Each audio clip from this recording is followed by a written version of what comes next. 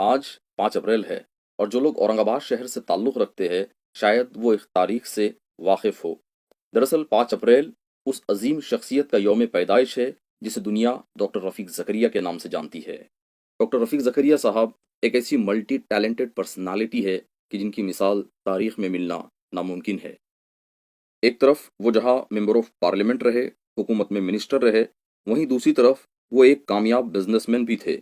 ایک طرف جہاں انہوں نے شاندار تعلیمی ادارے قائم کیے، جامعہ اردو یونیورسٹی کے وائس چانسلر رہے، تو دوسری طرف انہوں نے دنیا کے مشہور اخبارات کے لیے آرٹیکلز لکھے اور کئی کتابیں پبلش کی۔ جس دور میں سلمان رشدی جیسے اسلام دشمن لوگوں میں اسلام کے متعلق بھرم پھیلا رہے تھے، اس دور میں زکریا صاحب نے اپنی کتابوں کے ذریعے اسلام کا صحیح پیغام دنیا تک پہنچایا۔ مشہور شاعر ندا فاضلی نے ڈاکٹر رفیق زکریا صاحب کے تعلق سے کہا تھا، ہی از دا ریئرسٹ آف دا ریئر مسلم۔ یہ طے کر پانا بہت مشکل ہے کہ وہ کس شعبے میں بہتر تھے، کامیاب سیاستداں تھے یا سکسیسفل بزنس مین، وہ ماہر تعلیم تھے یا ٹاؤن پلانر، ایک کالمسٹ، آتھر تھے یا گریٹ اسلامک اسکالر۔ بہت مشکل ہے زکریا صاحب کو کسی ایک فریم یا کسی ایک پہچان تک محدود رکھنا، لیکن میری یہ سوچ ہے کہ وہ ایک زبردست لیڈر تھے۔ ان کے پاس ایسی زبردست لیڈرشپ کوالٹیز تھی کہ جس کی بنا پر انہوں نے اپنی نالج، سکلز، ریسورسز اور آئیڈیاز کو لیڈ کرتے ہوئے ناممکن سے دکھنے والے کاموں کو بڑی آسانی سے انجام دیا۔ پھر چاہے شہر میں ورلڈ کلاس ایجوکیشنل کیمپس ہو یا 60 کلومیٹر دور سے شہر کے لوگوں کے لیے پانی کی رسائی ہو، چاہے شہر میں سب سے بڑا اور سب سے پہلا MIDC انڈسٹریل ایریا کا قیام ہو، سڑکوں ہڑکوں کے ذریعے شہر میں ماڈرن ٹاؤن شپ پلاننگ ہو، اورنگ آباد ایئرپورٹ کے قیام کے ساتھ شہر کے ٹوریزم کو بڑھاوا ہو، یا گورنمنٹ میڈیکل کالج اور ہاسپٹل کا تحفہ ہو۔ تھوڑی دیر کے لیے سوچئے، اگر اورنگ آباد کو ڈاکٹر رفیق زکریا نہیں ملے ہوتے تو اس شہر کا نقشہ کیا ہوتا؟ سوچئے اگر زکریا صاحب MIDC ایریا قائم نہیں کرتے تو اس شہر کی اکنامیکل کنڈیشن کیا ہوتی؟ کیا ہوتا شہر کا تعلیمی معیار اگر وہ ایجوکیشنل انسٹیٹیوٹس قائم نہ کرتے؟ شہر کے لوگوں کی پانی کی ضرورت کیسے پوری ہوتی اگر وہ ناممکن سی دکھنے والی پائپ لائن نہ بچھاتے اور 60 کلومیٹر دور جائکواڑی ڈیم سے شہر کو پانی نہ پہنچاتے؟ کیسے شہر کے ٹوریزم کو بڑھاوا ملتا اگر ایئرپورٹ نہ ہوتا؟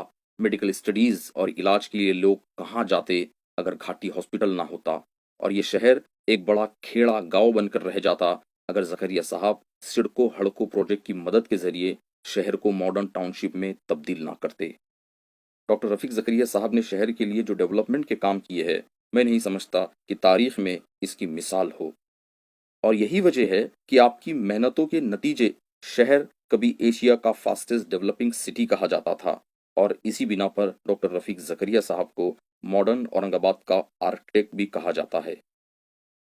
زکریا صاحب نے جو کارنامے انجام دیے ہیں اس کے لیے کئی ایپیسوڈز کی ایک سیریز بنائی جا سکتی ہے، اور مختصر سا وقت تو بالکل بھی کافی نہیں ہے ان کی اچیومنٹس گرانے کے لیے، لیکن میں یہاں اپنی بات کو سمیٹتے ہوئے اس فکر کی طرف بڑھتا ہوں جو مجھے جھنجھوڑ کر کہہ رہی ہے کہ اب اس سماج کو، اس معاشرے کو اگلا ڈاکٹر رفیق زکریا کب ملے گا، اور اگر مستقبل میں اس کے امکانات ختم ہو چکے ہیں تو ان کی وجوہات کیا ہے؟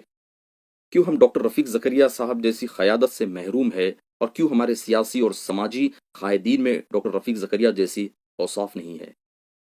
وجہ صاف ہے، جب قیادت چننے کا وقت آتا ہے، اپنی لیڈرشپ سلیکٹ کرنے کا وقت آتا ہے، تب یا تو ہم اس موقع کو نظر انداز کر دیتے ہیں یا پھر لیڈر کو اس کی ذات، دھرم، برادری کی بنا پر سلیکٹ کرتے ہیں اور اسکل، نالج اور ایبلٹی کو پوری طرح سے درکنار کر دیتے ہیں۔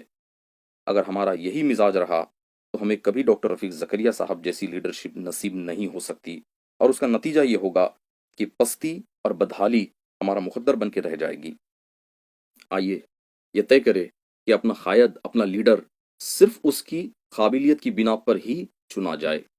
200 روپے، 500 روپے، ایک پلیٹ بریانی، ایک دارو کی بیٹل کی بنا پر میں کسی کو بھی اپنا قائد، اپنا لیڈر تسلیم کرنے کے لیے تیار نہیں ہوں۔ کوئی بھی جاہل، گوار، بدماش، کرمنل ریکارڈ والا شخص میرا قائد نہیں بن سکتا۔ تعلیم، قابلیت اور نالج کی بنا پر اگر اپنی قیادت کا انتخاب کیا جائے تو شاید ہمیں ڈاکٹر رفیق زکریا صاحب جیسی قیادت دوبارہ نصیب ہو جو اس شہر کو پھر سے ایشیا کا فاسٹسٹ ڈیولپنگ سٹی بنا دے۔ آخر میں اس پیغام کے ساتھ آپ سے اجازت چاہتا ہوں کہ یہ جگنوؤں کی قیادت میں چلنے والے لوگ، یہ جگنوؤں کی قیادت میں چلنے والے لوگ تھے کبھی چراغ کی مانند جلنے والے لوگ، اور انہیں بھی وقت نے پتھر صفت بنا ڈالا جو تھے کبھی پھولوں کی مانند مہکنے والے لوگ۔ آخر میں اللہ سبحانہ تعالیٰ سے دعا ہے کہ ڈاکٹر رفیق زکریا صاحب کو ان کے کیے کا بہترین بدلہ دے، انہیں جنت الفردوس میں اعلیٰ مقام عطا کرے اور ہم میں بھی ڈاکٹر رفیق زکریا جیسے اوصاف پیدا کرے، آمین یا رب العالمین۔